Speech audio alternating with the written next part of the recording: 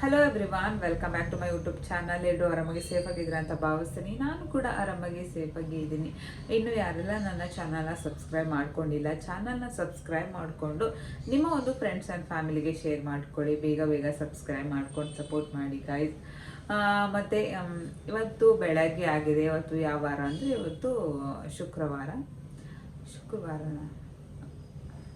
ಇಲ್ಲ, ಇವತ್ತು ಶನಿವಾರ. ಆ್ಯಕ್ಚುಲಿ ಟೈಮು ಮರ್ತೋಗ್ಬಿಟ್ಟು, ಸಾರಿ, ವಾರನೂ ಏನು ವಾರ ಅಂತಲೂ ಮರ್ತೋಗ್ಬಿಟ್ಟಿದೆ, ಡೇಟು ಏನು ಅಂತಲೂ ಮರ್ತೋಗ್ಬಿಟ್ಟಿದೆ. ಸರಿ, ಇವಾಗ ಏನೋ ನಿನ್ನೆ ಒಂದು ಸ್ವಲ್ಪ ವೀಡಿಯೋಸ್ನ ಮಾಡ್ಕೊಂಡಿದ್ದೆ. ಆ ಒಂದು ಕ್ಲಿಪ್ಪಿಂಗ್ಸ್ನ ಇವತ್ತು ಹಾಕ್ತೀನಿ. ನಿನ್ನೆ ಏನೂ ವೀಡಿಯೋಸ್ ಮಾಡ್ಕೊಳಕ್ಕೆ ಆಗಿಲ್ಲ. ಬಟ್ ನಿನ್ನೆ ಏನೂ ಮಾಡೇ ಇಲ್ಲ, ಸುಮ್ಮನೆ ಮಲ್ಕೊಂಡಿರೋದೇ ಆಗೋಯ್ತು. ಯಾಕಂತಂದರೆ ಮೊನ್ನೆ ಪಾಪು ಮಲ್ಕೊಂಡಿರಲಿಲ್ಲ. ನೈಟು ಸ್ವಲ್ಪ ಲೇಟಾಗಿ ಮಲ್ಕೊಂಡಿದ್ದೆ. ಲೇಟ್ ಅಂದರೆ 1:30 ಅಷ್ಟು ಮಲ್ಕೊಂಡಿದ್ದೆ. ಯಾಕೋ ನಿನ್ನೆ ಫುಲ್ ಡೇ ಮಲ್ಕೊಂಡಿರೋದೇ ಆಗೋಯ್ತು. ಯಾಕೋ ನಿದ್ದೆ ಮಾಡ್ಬೇಕು ಅನ್ನಿಸ್ತಾ ಇತ್ತು. ಏನು ವೀಡಿಯೋಸೇ ಮಾಡ್ಕೊಳಕ್ಕಾಗಲ್ಲ. ಒಂದೊಂದು ದಿವಸ ಇದೇ ಥರ ಆಗ್ಬಿಡುತ್ತೆ. ಏನು ಕೆಲಸನೂ ಮಾಡೋಕ್ಕಾಗಲ್ಲ, ಏನು ಮಾಡೋಕ್ಕಾಗಲ್ಲ. ಸುಮ್ಮನೆ ನಿದ್ದೆ ಮಾಡೋದು, ಬರೀ ನಿದ್ದೆನೇ ಮಾಡೋದು, ಈ ಥರ ಹೋಗ್ಬಿಡುತ್ತೆ ಒಂದೊಂದು ದಿವಸ ಟೈಮು. ಸರಿ, ಇವತ್ತಿನ ನೆನ್ನೆ ಒಂದು ವಿಡಿಯೋಗಳ ಜೊತೆಗೆ ಇವತ್ತಿನ ವಿಡಿಯೋದಲ್ಲಿ ಫಸ್ಟ್ ಟೈಮ್ ಪಾಪು ಫೋಟೋ ಯಾವಾಗ ತಗೊಂಡೆ ಅವತ್ತಿನಿಂದ ಇವತ್ತಿನ ತನಕ ಅವನ ಫೋಟೋಸ್ಗಳೇನಿದೆ, ವೀಡಿಯೋಸ್ಗಳೇನಿದೆ, ಅದನ್ನೆಲ್ಲ ಒಂದು ಮೆಮೊರಿ ಥರ ಉಳ್ಕೊಳ್ಳಿ ಅಂತ ಅಂದ್ಬಿಟ್ಟು ಒಂದು ಫುಲ್ ವಿಡಿಯೋನ ಮಾಡಿದ್ದೀನಿ. ಆ ಒಂದು ವಿಡಿಯೋನ ಇಲ್ಲಿ ಅಟ್ಯಾಚ್ ಮಾಡ್ತೀನಿ. ಹೇಗಿದ್ದಾನೆ ಪಾಪು ಅವಾಗ ಮತ್ತು ಇವಾಗ ಹೇಗೆ ಆಗಿದ್ದಾನೆ ಅನ್ನೋದನ್ನು ಎಲ್ಲ ವೀಡಿಯೋಸ್ಗಳು ಮತ್ತು ಫೋಟೋಸ್ಗಳು, ಅವನ ಫೋಟೋ ಅಂದರೆ ಮೀನ್ಸ್ ಮಂತ್ಲಿ ಫೋಟೋ ತೆಗಿತಾ ಇದ್ನಲ್ಲ, ಫೋಟೋಶೂಟ್, ಅದೆಲ್ಲ ಒಂದು ಕಡೆ ಸೇವ್ ಆಗಿ ಉಳ್ಕೊಳ್ಳುತ್ತೆ ಅಂತ ಅಂದ್ಬಿಟ್ಟು ನಾನು ಈ ಒಂದು ವಿಡಿಯೋನ ಮಾಡ್ತಾ ಇದ್ದೀನಿ. ನೋಡಿ ನಿಮಗೂ ಕೂಡ ಇಷ್ಟ ಆಗುತ್ತೆ ಅಂತ ಭಾವಿಸ್ತೀನಿ. ಫಸ್ಟ್ ಅವನು ಹೇಗಿದ್ದ, ಇವಾಗ ಹೇಗಾಗಿದ್ದಾನೆ ಅನ್ನೋದನ್ನ ನೀವು ಕೂಡ ನೋಡಿಬಿಟ್ಟು ಕಾಮೆಂಟ್ ಮಾಡಿ. ಮತ್ತು ಯಾವ ರೀತಿ ಕಾಂಟೆಂಟ್ ಮಾಡ್ಬೋದು ಅನ್ನೋದನ್ನ ದಯವಿಟ್ಟು ಒಂದು ಐಡಿಯಾ ಕಾಮೆಂಟ್ ಮಾಡಿ ನನಗೆ.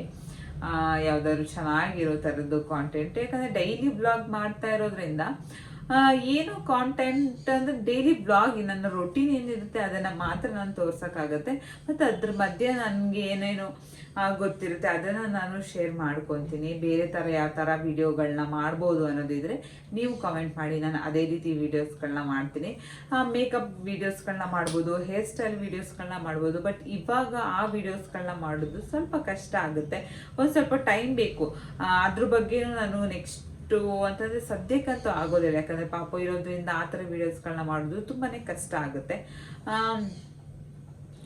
ಸೊ ಅದರಿಂದ ನನ್ನ ಡೈಲಿ ರೊಟೀನ್ನ ನಾನು ತೋರಿಸೋದಕ್ಕೆ ಇಷ್ಟಪಡ್ತೀನಿ.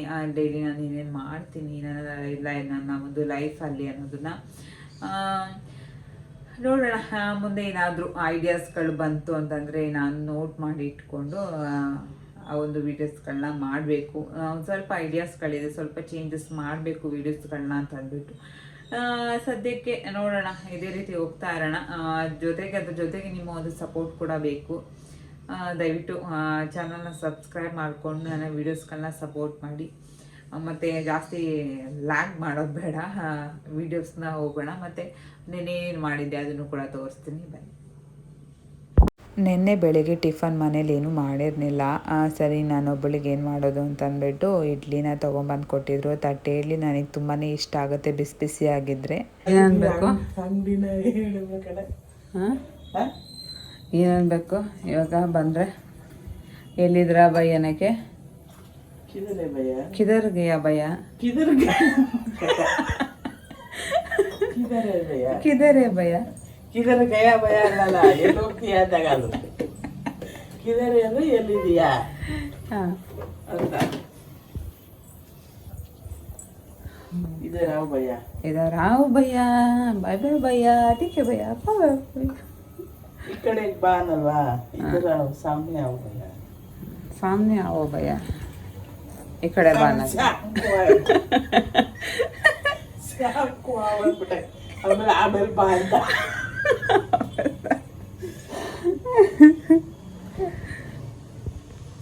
सामने आओ. ओके भैया, ಈ ಕಡೆ ಬಾ.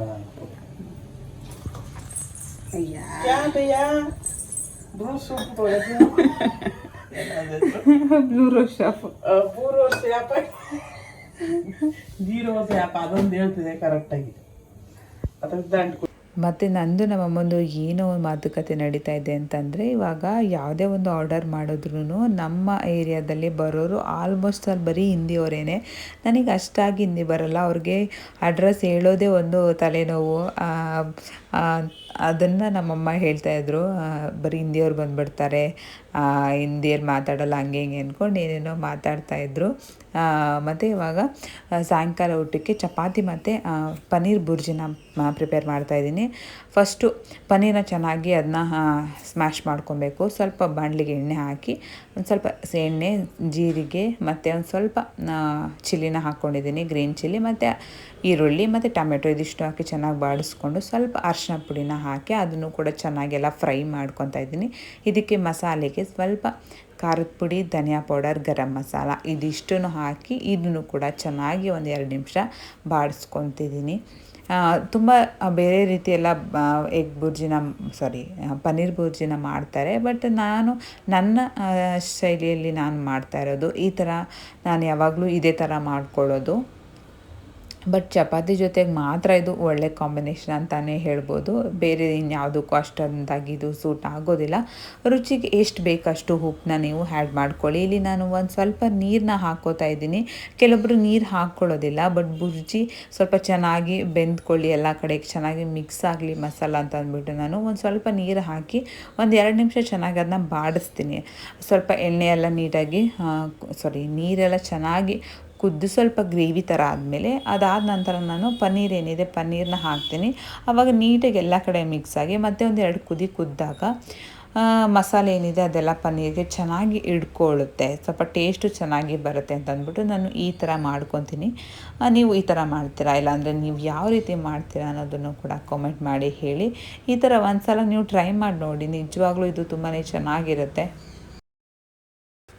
ಆಮೇಲೆ ತುಂಬ ಬೇಗನೆ ಆಗಿಬಿಡುತ್ತೆ. ನಾವು ಲೇಟಾಗಿ ಮಾಡೋ ಥರದ್ದು ಏನಿಲ್ಲ. ಒಂದು 10 ನಿಮಿಷಕ್ಕೆಲ್ಲ ನಾವು ಪನ್ನೀರ್ ಬುರ್ಜಿನ ಮಾಡ್ಕೊಂಬಿಡ್ಬೋದು. ಹೆಲ್ದಿಯಾಗೂ ಇರುತ್ತೆ. ಬೇಕಂದರೆ ಚಪಾತಿ ಜೊತೆ ರೋಲ್ ಥರ ಮಾಡಿಕೊಂಡು ಪನ್ನೀರ್ ಬುರ್ಜಿ ರೋಲ್ ಥರನ ಆ ಥರನೂ ಮಾಡ್ಕೊಡ್ಬೋದು. ಮಕ್ಳಿಗೆ ಮಾಡಿಕೊಡ್ಬೋದು, ತುಂಬಾ ಚೆನ್ನಾಗಿರುತ್ತೆ. ಈ ಥರ ನಾವು ಬೇಕಂದರೆ ಚಪಾತಿ ಥರ ಚಪಾತಿ ಜೊತೆ ಮಾಡಿಕೊಂಡು ಕೂಡ ತಿನ್ಬೋದು. ಮತ್ತು ಇನ್ನೂ ಒಂದು ವೀಡಿಯೋಸ್ಗೆ ಯಾಕೋ ವ್ಯೂಸ್ ಬರ್ತಾಯಿಲ್ಲ, ಯಾಕೆ ಅಂತ ಗೊತ್ತಿಲ್ಲ. ಮತ್ತು ಈಗ ಸಬ್ಸ್ಕ್ರೈಬರ್ಸು ಆಗ್ತಾಯಿಲ್ಲ. ಏನಾದರೂ ಪ್ರಾಬ್ಲಮ್ ಆಗಿದೆಯಾ ಅದು ಗೊತ್ತಿಲ್ಲ. ಏನೋ ನನ್ನ ಒಂದು ಪ್ರಯತ್ನನ ನಾನು ಮಾಡ್ತಾಯಿದ್ದೀನಿ. ನೋಡೋಣ ಯಾವಾಗ ಜಾಸ್ತಿ ವ್ಯೂಸ್ ಬರುತ್ತೆ, ನನ್ನ ಒಂದು ವೀಡಿಯೋಸ್ಗೆ ರೆಸ್ಪಾನ್ಸು ಚೆನ್ನಾಗಿ ಬರುತ್ತೆ ಗೊತ್ತಿಲ್ಲ. ಎಲ್ಲ ದೇವ್ರಿಗೆ ಬಿಟ್ಟಿದ್ದು. ಪಾಪುದು ಫಸ್ಟ್ ಡೇ ಫೋಟೋ ಇದು. ಹೇಗಿದ್ದಾನೆ ನೋಡಿ, ಎಷ್ಟು ಚೆನ್ನಾಗಿದ್ದಾನೆ. ಆಮೇಲೆ ಮಂತ್ಲಿ ಫುಲ್ಲು ಚೇಂಜ್. ಇವಾಗಂತೂ ಕೇಳೋಂಗಿಲ್ಲ. ಮೊದಲು ಇದ್ದದಕ್ಕೂ ಇವಾಗೂ ತುಂಬಾ ವ್ಯತ್ಯಾಸ ಆಗಿಬಿಟ್ಟಿದ್ದಾನೆ ಅವನು. ನೋಡಿ, ಒಂದೊಂದು ದಿನವೂ ಒಂದೊಂದು ಶೈಲಿಯಲ್ಲಿ ಒಂದೊಂದು ರೀತಿಯಲ್ಲಿ ಮಲ್ಕೋತಾ ಇದ್ದ. ಅದನ್ನೆಲ್ಲ ಒಂದು ಮೆಮೊರಿ. ಫಸ್ಟ್ ಡೇ ನಮ್ಮ ಮನೆಯವರು ಆ ಒಂದು ಫೋಟೋನ ತೊಗೊಂಡಿದ್ದು, ಕಾಲ್ದು ಫೋಟೋ. ಇದು ಫಸ್ಟ್ ಮಂತಲ್ಲಿ ತೊಗೊಂಡಿರೋದು. ನಮ್ಮ ಆಂಟಿಯವರೆಲ್ಲ ಬಂದಿದ್ರಲ್ಲ ಆವಾಗ. ಫಸ್ಟ್ ಮಂತ್ ಬರ್ಡೇಗೆ ಅಂದ್ಬಿಟ್ಟು ಎಲ್ಲ ಬಂದಿದ್ದರು. ಅವಾಗೆಲ್ಲ ಡೆಕೋರೇಷನ್ ಮಾಡಿ ನಮ್ಮ ಆಂಟಿ ಮಕ್ಕಳೆಲ್ಲ ಅವರ ಚಿಕ್ಕಿನರು ಎಲ್ಲ ಇದು ಫಸ್ಟ್ ಮಂತದ್ದು ಬರ್ಡೇಗೆ ಬಟ್ಟೆ ನೋಡಿ. ಆ ಬಟ್ಟೆ ಅವನಿಗೆ ಇವಾಗ ಕರೆಕ್ಟಾಗಿದೆ. ಬಟ್ ಆವಾಗ ಸೈಜ್ ಗೊತ್ತಿಲ್ಲ. ಅವ್ರಿಗೆ ಸ್ವಲ್ಪ ಬಿಗ್ ಸೈಜ್ ತೊಗೊಂಡು ಬಂದುಬಿಟ್ಟಿದ್ದಾರೆ. ಬಟ್ ಅದು ಆದ್ರೂ ಒಂಥರ ಮೆಮೊರಿ ತುಂಬಾ ಚೆನ್ನಾಗಿರುತ್ತೆ. ಲಾಸ್ಟ್ ಟೈಮ್ ದಸರಾದಲ್ಲಿ ಅವನಿನ್ನ ಹೊಟ್ಟೆಯಲ್ಲಿದ್ದ. ಜಸ್ಟ್ ಅವ್ನಿಗೆ ಆವಾಗ 3 ಮಂತ್ ಏನೋ ಆಗಿತ್ತು. ಬಟ್ ಇವಾಗ ನೋಡಿದ್ರೆ ಆಚೆಗೆ ಬಂದುಬಿಟ್ಟಿದ್ದಾನೆ ಎಷ್ಟು ಬೇಗ. ದಿನ ಕಳೀತಾ ಮಕ್ಕಳು ಯಾವ ರೀತಿ ಚೇಂಜ್ ಆಗ್ತಾ ಇರ್ತಾರೆ. ಬಟ್ ಇವಾಗಂತೂ ಯಾವ ರೀತಿ ಆಗಿಬಿಟ್ಟಿದೆ ಅಂತಂದರೆ, ಪಾಪುನ ನೋಡ್ಕೊಳ್ಳೋದು, ಅವನ ಜೊತೆ ಇರೋದು, ಅವನ ಜೊತೆ ಆಟ ಆಡೋದು, ಇದೇ ಒಂದು ಕೆಲಸ ಆಗಿಬಿಟ್ಟಿದೆ. ಇನ್ನೇನು ಕೆಲಸ ಇಲ್ಲ. ಅವನು ಸಣ್ಣ ಅಂದರೆ ತುಂಬ ಏನು ಓವರ್ ಸಣ್ಣ ಇರಲಿಲ್ಲ. Normal kg ಎಷ್ಟಿರಬೇಕೋ ಅಷ್ಟಿದ್ದ. ಜಾಸ್ತಿ ವೆಯ್ಟು ಇರಲಿಲ್ಲ, ಜಾಸ್ತಿ ಕಡಿಮೆನೂ ಇರಲಿಲ್ಲ. ಮಿನಿಮಲ್ಲಾಗಿ ಮೀಡಿಯಮ್ ಆಗಿದ್ದ. ಮಂತ್ಲಿ ಅವನ ಇಂಪ್ರೂವ್ಮೆಂಟು ತುಂಬಾ ಚೆನ್ನಾಗಿ ಗ್ರೋತ್ ಆಗ್ತಾಯಿದೆ. ಆ್ಯಕ್ಚುಲಿ ಹೇಳಬೇಕಂತಂದರೆ ಇವರೆಲ್ಲ ಅವರ ಚಿಕ್ಕಿಂದರು, ಇನ್ನೊಬ್ಬರೇನೋ ಮಿಸ್ ಆಗಿಬಿಟ್ಟಿದ್ದಾರೆ ಅಷ್ಟೇ.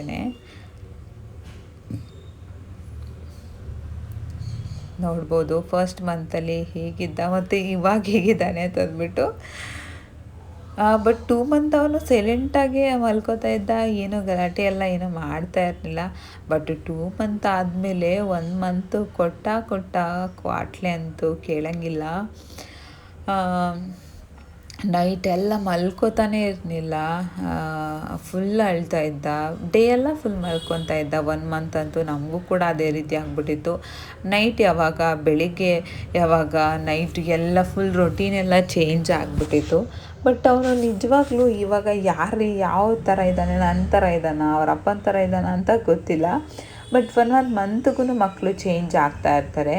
7 ಮಂತ್ ತನಕ ಒಂಥರ ಕಾಣಿಸ್ತಾ ಇರ್ತಾರೆ. ಆಮೇಲೆ ಒಂದೊಂದು ತಿಂಗಳಿಗೂ ಒಂದೊಂದು ಥರ ಕಾಣಿಸ್ತಾ ಇದ್ದಾನೆ. ಪಾಪನೂ ಅಷ್ಟೇ, ಒಂದೊಂದು ತಿಂಗಳಲ್ಲಿ ಒಂದೊಂದು ಥರ ಕಾಣಿಸ್ತಾ ಇದ್ದಾನೆ. ಅವನ ಪ್ರತಿಯೊಂದು ಫೋಟೋಶೂಟೂ ಅಷ್ಟೇ ಸಿಂಪಲ್ಲಾಗೇ ಮಾಡ್ಕೊಂಡಿದ್ದೀನಿ. ತುಂಬ ಏನು ಗ್ರ್ಯಾಂಡಾಗೆಲ್ಲ ನಾನು ಮಾಡ್ಕೊಳಕ್ಕೆ ಹೋಗಿಲ್ಲ. ಎಲ್ಲರೂ ಇರಬೇಕು ಅಂದರೆ ಹೆಲ್ಪ್ ಮಾಡೋಕ್ಕೆ ಆವಾಗ ತುಂಬ ಚೆನ್ನಾಗಿ ಮಾಡ್ಕೊಬೋದು. ಯಾರೂ ಇಲ್ಲ ಅಂತಂದರೆ ನಮ್ಮ ಕೈಲಿ ಎಷ್ಟಾಗುತ್ತೋ ಅಷ್ಟು ನಾವು ಮಾಡ್ಕೊಬೋದು. ನೋಡಿ ಅವನು ಹೇಗಿದ್ದಾನೆ ಅಂತಂದ್ಬಿಟ್ಟು. ಇವಾಗ ಇದು 3rd ಮಂತಲ್ಲಿ ಹೀಗಿದ್ದಾನೆ. ಬಟ್ 5th ಮಂತ್ ಆದಮೇಲಂತೂ ಇವಾಗಂತೂ ಫುಲ್ ಚೇಂಜ್ ಆಗಿಬಿಟ್ಟಿದೆ ಪಾಪು. ಫುಲ್ ಹೈಪರ್ ಆ್ಯಕ್ಟಿವ್ ಅಂತಲೇ ಹೇಳ್ಬೋದು. ಭಾರಿ ದಿಟಕ್ಕೆ ಕಲ್ತ್ಕೊಂಡ್ಬಿಟ್ಟಿದ್ದಾನೆ ಇವಾಗ.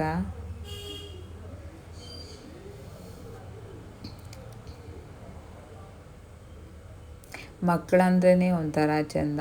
ಇವಾಗಂತೂ ಏನೋ ಒಂಥರ ಏನೋ ಒಂದು ಬೇಜಾರಾಗಿರುತ್ತೆ. ಬಟ್ ಅವನ ಜೊತೆ ಆಟ ಆಡಿಕೊಂಡು ಹಂಗೆ ಇದ್ದರೆ ಅದು ಹೆಂಗೋ ಬೇಜಾರಾಗಿರೋದೆ ಅಂತಲೇ ಒಂದೊಂದ್ಸಲ ನೆನಪಿರಲ್ಲ.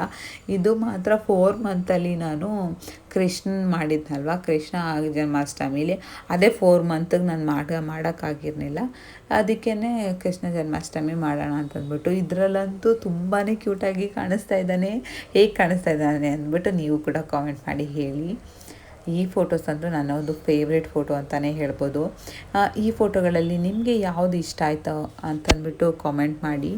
ನನಗಂತೂ ಈ ಕೃಷ್ಣ ಜನ್ಮಾಷ್ಟಮಿ ಫೋಟೋನೇ ತುಂಬಾ ಫೇವ್ರೇಟ್ ಅಂತಲೇ ಹೇಳ್ಬೋದು. ತುಂಬ ಅಂದರೆ ತುಂಬ ಕ್ಯೂಟಾಗಿ ಕಾಣಿಸ್ತಾ ಇದ್ದಾನೆ. ನೀವು ಕೂಡ ಅಲ್ಲಿಂದ ಒಂದು ದೃಷ್ಟಿನ ತೆಗೆದುಬಿಡಿ, ಇಲ್ಲ ಅಂತಂದರೆ ಬೆಳಿಗೋಡೆನ ನೋಡಿಬಿಡಿ. ಆಮೇಲೆ ಚೆನ್ನಾಗಿ ಅವನು ಫೋಟೋಸ್ ಎಲ್ಲ ತೆಗೆಸ್ಕೊತಾನೆ, ಮತ್ತು ಫೋಟೋಗೆಲ್ಲ ಪೋಸ್ನ ಚೆನ್ನಾಗಿ ಕೊಡ್ತಿರ್ತಾನೆ. ಅಳೋಕ್ಕೆ ಹೋಗಲ್ಲ. ಫೋಟೋ ಅಂತಂದರೆ ಚೆನ್ನಾಗಿ ನಿಂತ್ಕೊಬಿಟ್ಟಿರ್ತಾನೆ. ನನ್ನ ಥರನೇ ಅವನು ಫೋಟೋ ಆ ಥರ ಇದರಲ್ಲೆಲ್ಲ. ಆ್ಯಕ್ಚುಲಿ ಅವನು ಕೃಷ್ಣ ಜನ್ಮಾಷ್ಟಮಿ ಡ್ರೆಸ್ನ ಆರ್ಡ್ರ್ ಮಾಡಿದ್ನ, ಅದು ಡ್ರೆಸ್ ಬರಲಿಲ್ವ. ಆಮೇಲೆ ಇನ್ನೇನು ಮಾಡೋದು ಅಂತ ಅಂದ್ಬಿಟ್ಟು ಏನೋ ಒಂದು ಜುಗಾಡ್ ಮಾಡಿಬಿಟ್ಟು ಮನೆಯಲ್ಲೇ ವೇಲ್ ಅದು ಇದು ಏನೇನೋ ಇತ್ತಲ್ಲ ನಂದೇನೆ, ಅದನ್ನೇ ಮಾಡಿಬಿಟ್ಟು ಈ ಥರ ಮಾಡಿದೆ. ಬಟ್ ಸೀರಿಯಸ್ ಆಗಿ ಈ ಥೀಮ್ ಅಂತೂ ತುಂಬಾ ಚೆನ್ನಾಗಿ ಅನ್ನಿಸ್ತಾಯಿತ್ತು.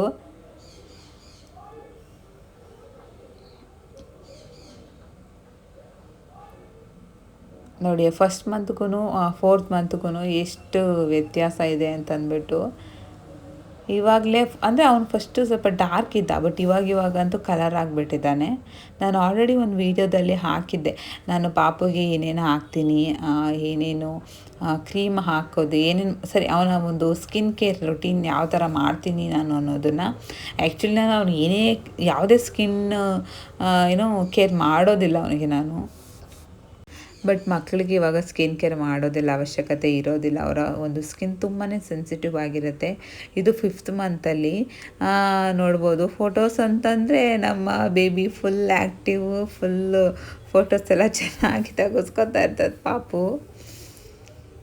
ಹೆಂಗೋ ಒಟ್ಟಿನಲ್ಲಿ ಕೂತ್ಕೋತಾನೆ. ಸ್ವಲ್ಪ ಇವಾಗ ಆ ಕಡೆ ಈ ಕಡೆ ಕೂತ್ಕೋಬೇಕು ಅಂತಾನೆ, ನಿಂತ್ಕೋಬೇಕು ಅಂತಾನೆ, ಕೆಳಗಡೆ ಇಳಿಬೇಕು ನಾನು ಅಂತಾನೆ. ಇನ್ನು ತೆವಿಯೋಕ್ಕೆಲ್ಲ ಬರೋದಿಲ್ಲ ಅವನಿಗೆ, ಪಾಪುಗೆ.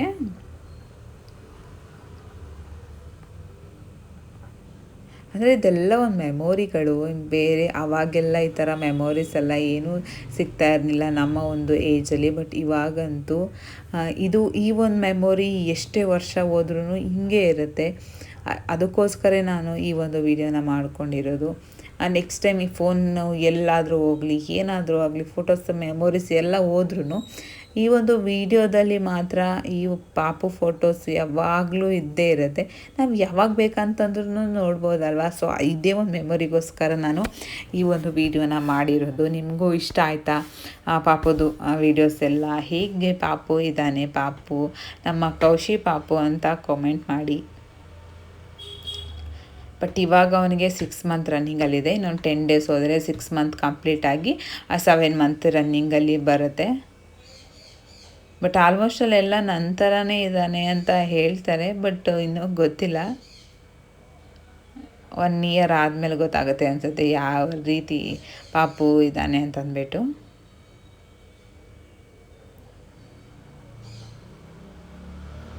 ಒಂಥರ ನೋಡೋಕ್ಕೆ ಒಂಥರ ಚೆಂದ ಅಂತ ಅನಿಸುತ್ತಪ್ಪ. ನನಗಂತೂ ಒಂಥರ ಸಖತ್ ಮೆಮೊರಿ ಅಂತಲೇ ಹೇಳ್ಬೋದು. ಹೇಗೆ ಬಂತು ವೀಡಿಯೋಸ್ ಅಂತ ಕಾಮೆಂಟ್ ಮಾಡಿ. Love you all.